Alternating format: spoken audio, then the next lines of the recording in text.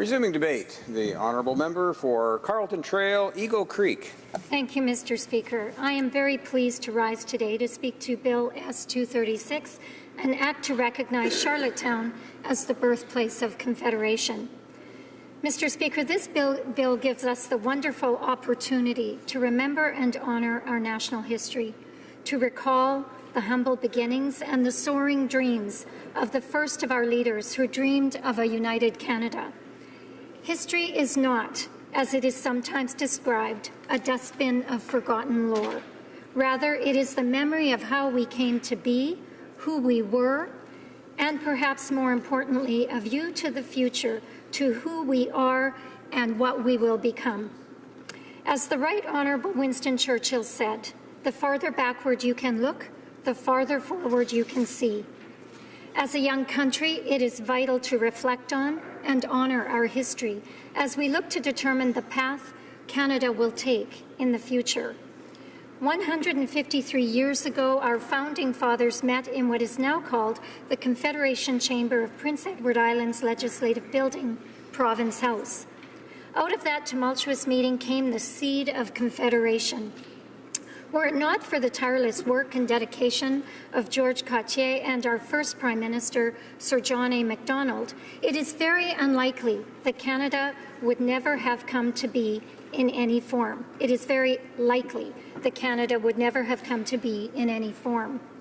In 1864, the idea of a united British North America was a far-off dream, albeit one that had its supporters, including and especially the Cartier-Macdonald administration of the province of Canada. For years prior to the Charlottetown Conference, there was talk of the need for unity of the British North American colonies in the face of the American Manifest Destiny expansion. The British desire to reduce their military presence in the colonies made unity a more pressing issue. Still, many thought this a pleasant dream, but ultimately impractical and bound to fail. Yet, it was with this goal in mind that a delegation from the province of Canada, now Ontario and Quebec, made the trip to Charlottetown to attend a conference. The original purpose of the conference was to debate the possibility of a maritime union rather than a union of the remainder of British North America. Despite the high expectations, the conference got off to a rather rocky beginning. When the delegation from Nova Scotia arrived, there was no one waiting to greet them. W.H. Pope, the provincial secretary, who had been tasked with arranging the reception, had stepped away from his post for only a moment, and in so doing, missed their arrival. They were forced to fend for themselves and find their way to the legislature in a strange city. Meanwhile, a visiting circus, the first in 20 years, had taken over the city of Charlottetown, and the islanders initially ignored the gathering of political figures, unaware of the future impact of the historic meeting that was about to take place. By the time the last delegation, the representatives from the province of Canada, arrived in their ship, the Queen Victoria, W.H. Pope had smoothed over things with the Nova Scotia delegation. However, to his chagrin, a miscommunication led to him rowing out to meet the Canadians in an old fishing rowboat rather than waiting for them to arrive in their own proper boats. Despite these initial setbacks, the delegates were quickly enthralled by the proposal for a unified British North America. The proposal that shortly before was only a dream became more and more of a reality. Macdonald, Cartier, Alexander Galt, and George Brown laid out their practical vision for a Canada that was far more possible than perhaps initially thought. Even more than possible, the Canadian delegation expressed that a unified Canada was an imperative. The debates took place with the American Civil War as a backdrop. The Civil War was, to that point in time, the bloodiest conflict in history. In the view of the delegates in Charlottetown, the war was a result of the disparate goals of the various states conflicting with the goals of the country as a whole.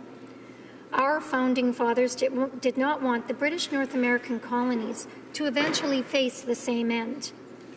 In their view, a strong federal government was needed to unite the colonies toward a single goal.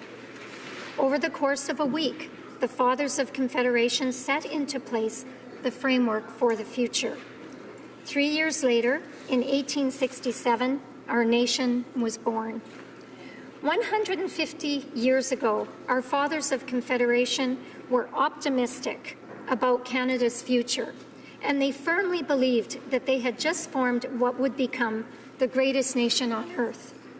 As we reflect on our past and where our country is today, we can see that they were right. Canada is a nation deeply rooted in time-honored traditions such as human rights, democracy, the rule of law, and a respect for individual freedom. We have one of the highest quality of living standards in the world, with one of the most prosperous, peaceful, and secure populations. These blessings come with a responsibility and a duty on our part to honor that proud heritage of courage, hard work, and quiet resilience handed down to us by past generations.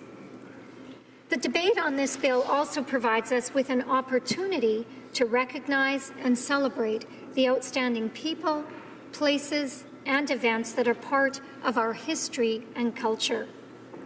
I can't think of a better way nor a better time for us to celebrate our accomplishments both at home and around the world than through the passing of a bill like this one, than in our sesquicentennial year. In celebrating the culture, history, and values that unite us, we can look forward to the future, just as the Fathers of Confederation did, and to the endless potential that Canada still holds. As we look forward, we must, in equal measure, look back, Mr. Speaker. For this reason, I will be supporting Bill S-236 at third reading. Thank you.